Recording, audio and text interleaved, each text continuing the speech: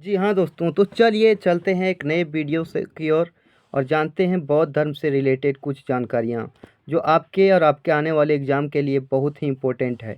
बौद्ध धर्म के संस्थापक गौतम बुद्ध को कहा जाता था, जिन्हें एशिया का पुंज कहा जाता है। गौतम बुद्ध को बौद्ध धर्म का संस्थापक माना जाता है, जिसे एशिया का पुंज कहते हैं।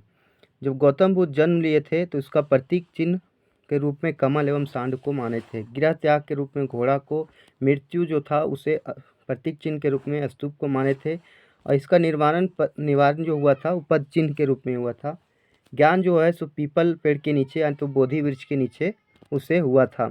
आगे देखते हैं, गौतम बुद्ध का जन्म 563 ईसा पूर्व में कपिलवस्तु के लुम्बिनी में हुआ था। गौतम बुद्ध का जन्म पूछा जाएगा तो 563 ईसा पूर्व और कपिलवस्तु के लुम्बिनी में हुआ था। चलिए आगे देखते हैं। इसके पिता सुधोधन शाक्यगान के मुखिया थे। इसके पिता जो थे सुधोधन शाक्यगान के मुखिया थे। इसकी माता का नाम माया देवी था, जिनकी मृत्यु उनके जन्म के 7 दिन बाद हो गया था, और इसका लालन पालन उसकी सौतेली मां प्रजापति गौतमी ने किया था। इसके बचपन का नाम सिद्धार्थ था। गौतम बुद्ध का विवाह 16 वर्ष की अवस्था में यशोधरा के साथ हो गया और इनसे एक पुत्र हुआ जिनका नाम राहुल था। तो इनसे ये सारे क्वेश्चन आपके आने वाले शिफ्टों में या तो फिर रेलवे, एसएससी, एमटीएस में ये सारे क्वेश्चन अब बराबर पूछे जाते हैं। तो ये मुख्य टॉपिक मैं आपसे करवा रहा हूँ, और जो भी बता रहा हूँ ये बहुत ही इंपॉर्टेंट है। आगे क्वेश्चन है, सिद्धार्थ जब कपिलवस्तु की सैर पर निकले तो उन्हें 4 दृश्य दिखा। बूढ़ा व्यक्ति दिखा, एक बीमार व्यक्ति, एक सन्यासी, एक शव। यही 4 व्यक्ति दिखे थे। तो ये सारे ऑप्शन में 3 ऑप्शन दे देंगे और एक ऑप्शन अलग दे देता है और बोलता है इनमें से कौन सा व्यक्ति था जो उन्हें दृश्य में नहीं दिखा था। तो ये सारे क्वेश्चन आपके लिए बहुत ही इंपॉर्टेंट है। सांसारिक समस्याओं के से व्यथित होकर सिद्धार्थ ने 29 वर्ष की अवस्था में गृह त्याग दिया, जिसे बाद में महाभिनिष्क्रमण कहा गया। जो गृह त्याग दिए थे 29 वर्ष की अवस्था में, उसे महाभिनिष्क्रमण कहा गया था। सिद्धार्थ के पहले गुरु अलार कलाम थे, जिसे उन्होंने सांग दर्शन की शिक्षा ग्रहण की थी। इसके पूछ सकता है कि सिद्धार्थ के पहले गुरु कौन थे, या तो गौतम बुद्ध के पहले गुरु कौन थे, तो अलार कलाम थे। चलिए आगे देखते हैं क्या है। गौतम बुद्ध को 6 वर्ष की कठिन तपस्या के बाद 35 वर्ष की आयु में वैशाख की पूर्णिमा की रात निरंजना या तो फल्गु नदी किनारे एक पीपल वृक्ष के नीचे सिद्धार्थ को ज्ञान की प्राप्ति हुई थी। मतलब सिद्धार्थ जो था उसको 6 वर्ष कठिन तपस्या के बाद 35 वर्ष की अवस्था में उसे ज्ञान की प्राप्ति हुई थी। ज्ञान की प्राप्ति के बाद सिद्धार्थ बुद्ध के नाम से जाने गए और वह स्थान बोधगया कहलाया, जो अभी है। यहाँ पे बोधगया में एक और इम्पोर्टेंट चीज़ में याद आ गया कि बोधगया में मतलब सोई हुई मुद्रा में भगवान बुद्ध, महात्मा बुद्ध की प्रतिमा बनाई जा रही है, जो सबसे ऊंची है, यानी 100 फीट है। तो इसे भी आप याद रखिएगा। कहाँ बनाया जा रहा है? बोधगया में।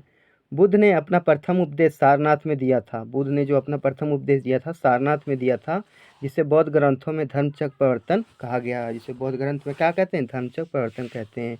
बुद्ध ने अपने उपदेश जनसाधारण की भाषा पाली में दिए थे। ये भी क्वेश्चन पूछा गया है कि बुद्ध जो अपना उपदेश दिया था किस भाषा में दिया था, तो उसका जो था पाली भाषा में दिए थे। आगे स्वार्थिक उपदेश कौशल देश की राजधानी श्रावस्ती में दिए थे, और सबसे ज़्यादा उपदेश जो था वो श्रावस्ती में दिए थे, और वो जो उपदेश देते थे वो पाली भाषा में दिए थे। इनके प्रमुख अनुयायी शासक बिंबिसार, प्रसेनजनित व उदयन थे। ये भी क्वेश्चन पूछा गया है। इनके प्रमुख अनुयायी शासक बिंबिसार, प्रसेनजनित व उदयन थे। आगे देखते हैं, 80 वर्ष की अवस्था में 483 ईसा पूर्व में कुशीनगर देवरिया उत्तर प्रदेश में चुंद द्वारा अर्पित भोजन करने के बाद उनकी मृत्यु हो गई, जिससे बौद्ध धर्म में महापरिनिर्वाण कहा गया। मतलब चुंद द्वारा भोजन जब किए तो उसकी मृत्यु हो गई, जिससे उसे बौद्ध धर्म में महापरिनिर्वाण कहा गया। बुद्ध के जन्म व मृत्यु की तिथि को चीनी परंपरा के कैंटोन अभिलेख के आधार पर निश्चित किया गया है। ये क्वेश्चन पूछा गया है, ग्रुप डी की क्वेश्चन है ये कि जो उसका जन्म और मृत्यु का तिथि है चीनी परंपरा के किस अभिलेख में आधारित निश्चित किया गया है, तो कैंटोन अभिलेख में। बौद्ध धर्म के बारे में हमें विशद ज्ञान त्रिपिटक यानी विनय पिटक, सूत्र पिटक और अधिधम्म पिटक से प्राप्त होता है। मतलब उससे जो हमें प्राप्त होता है धर्म के बारे में हमें विशद ज्ञान यही त्रिपिटक से प्राप्त होता है। बौद्ध धर्म का सबसे पवित्र त्यौहार, ये भी पूछा है कि सबसे पवित्र त्यौहार बैसाख पूर्णिमा है, जिससे बुद्ध पूर्णिमा के नाम से भी जाना जाता है। इसका महत्व इसलिए है कि बुद्ध पूर्णिमा के ही दिन इसका जन्म भी हुआ था, ज्ञान की प्राप्ति भी हुआ था, एवं इसी के दिन वह महापरिनिर्वाण हुआ था। मतलब इसका जो हुआ था देहांत भी हुआ था। आगे देखते हैं, चतुर्थ बौद्ध संगीति के बाद बौद्ध धर्म 2 भागों में बँटा। देखिए, बौद्ध धर्म का संगीति था प्रथम बौद्ध संगीति, द्वितीय बौद्ध संगीति, तृतीय बौद्ध संगीति और चतुर्थ बौद्ध संगीति। और चतुर्थ बौद्ध संगीति के बाद 2 भाग में बँट गया, जिसे हीनयान कहा गया और महायान कहा गया। अब देखते हैं बौद्ध धर्म। बौद्ध धर्म का प्रथम बौद्ध संगीति 483 ईस्वी पूर्व में हुआ था और इसे जो शासक थे वो अजातशत्रु थे। आगे है बौद्ध धर्म का द्वितीय बौद्ध संगीति जो हुआ था वो 383 ईस्वी पूर्व में हुआ था और इसके जो थे वैशाली कालाशोक था। तृतीय बौद्ध संगीति 255 ईस्वी पूर्व में हुआ था और पाटलिपुत्र अशोक के समय में हुआ था।